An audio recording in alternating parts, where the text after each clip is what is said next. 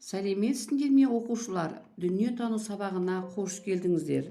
Бөлім табиғат құбылыстары сабақтың тақырыбы сен тұратын аймақта қандай катаклизмдер болуы мүмкін?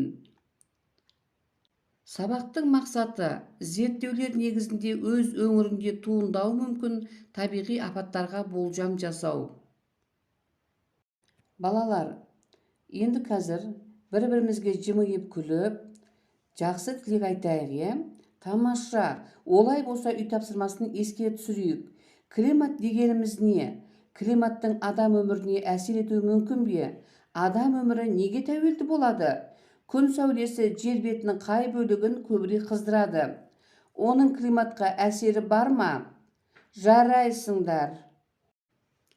Балалар, табиғат апаттарына нелер жатады екен? Атайықшы кәне. Өрт, қар көшкіні, дауыл, су тасқыны, жер сілкінісі, жанартау атқылауы. Жер сілкінісі геологиялық құбылыс. Олар кез келген жерде пайда болуы мүмкін. Жер сілкінісінің ошағы жер қойнауында қалыптасады. Геологиялық ортадағы жылжулар, бірігулер, жарылулар, ортаюлар секілді тез өзгерістер жер сілкінісінің пайда болу себебіне жатады. Жер сілкінісінің барысында адамдарға қауіп төнеді, үйлер, жолдар, көпірлер, басқа да инженерлік ғимараттар қопарылыстары орын алады.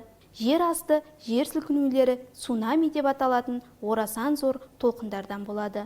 Бұл толқындар сағатына 800 км жылдамдықпен қозғалады. Ашық теңізде көрінбеуі де мүмкін.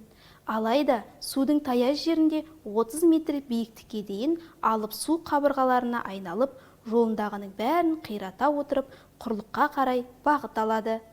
Ал құйындатып келе жатқан торнадодан тек оның бағытынан қашып немесе қауіпсіз жертөлеге жасырыну арқылы ғана құтылуға болады. Мұндай талқандағыш құйынды тоқтату мүмкін емес. Олар барлық құрылыстарды ауаға көтеріп, үйлерді талқандап, автокөліктерді лақтырып, алдынан шыққанның бәрін қиратады. Жанартау төбесінде шұңқырға ұқсас кратері не ойысы бар, көбінесе конус немесе күмбез тәріздес болып келетін геологиялық түзілім. Ол тереңдік магмалық ошақтардан жер бетіне лавалар, ыстық газдар мен булар, сондай-ақ тау жыныстарының сынықтарынан атқылап тұратын жер қыртысындағы каналдар мен жарықтардың үстінде пайда болады. Оқулықпен жұмыс жасайық. Табиғи апат дегеніміз көптеген адамдардың өмірін жоғалтуға, елеулі материалдық шығындарды әкелетін табиғи құбылыс. Табиғи апаттарға жер сілкінісі, жанартау атқылауы, сел, қар көшкіні, су тасқыны, құрғақшылық, циклондар, дауылдар жатады екен. Енді катаклизм дегеніміз ғаламдық апат, жойқын атмосфералық және вулкандық процестің әсерінен жер бетінің кеңдігінде органикалық тіршіліктің табиғаты мен жағдайының күрт өзгеруі. Қазақстанның физикалық картасы бойынша саяхат жасайық, балалар. Қазақстан жерінің басым бөлігін жазық жерлер алып жатыр. Шығысында Алтай тауы, оңтүстік шығысында Тянь-Шань тау жүйесі созылып жатыр. Ал орталық бөлігінен Сарыарқа деп аталатын аласа тауларды көруге болады. Үлкен су айдындарынан Каспий мен Арал теңізін атауға болады. Сонымен қатар көлдерден Балқаш, Алакөл, Жайсаң, ірі өзендерден Жайық, Ертіс пен Сырдарияны айтуға болады екен. Балалар, осы аталған жер су атауларын картадан тауып көрсетеміз. Жарайсыңдар. Қазақстанда болуы ықтимал табиғат апаттарының картасына назар аударайық.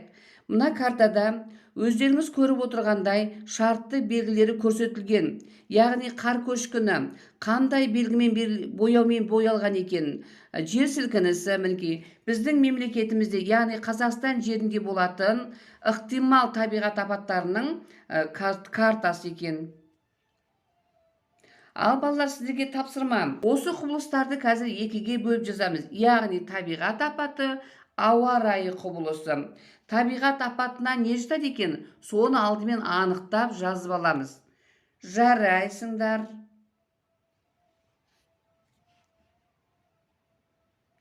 Енді сабағымызды қорытындылайық.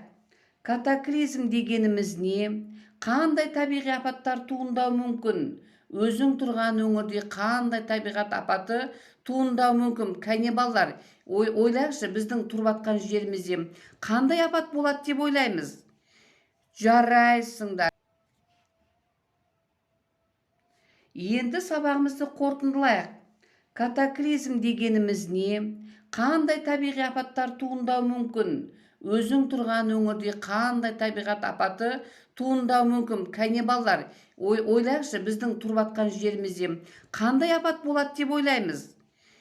Жарайсыңдар. Қауіп төнген жағдайда мына байланыс нөмірлеріне қоңырау шалу керек екен. 101 өрт сөндіру қызметі, 102 полиция қызметі, 103 жедел жәрдем, 104 газ қызметі, 112 құтқару қызметі. Балалар, енді 5 саусақ әдісі бойынша бүгінгі сабақта не алдыңыздар? Соны қорытындылап жаза қойыңдар. Тамаша.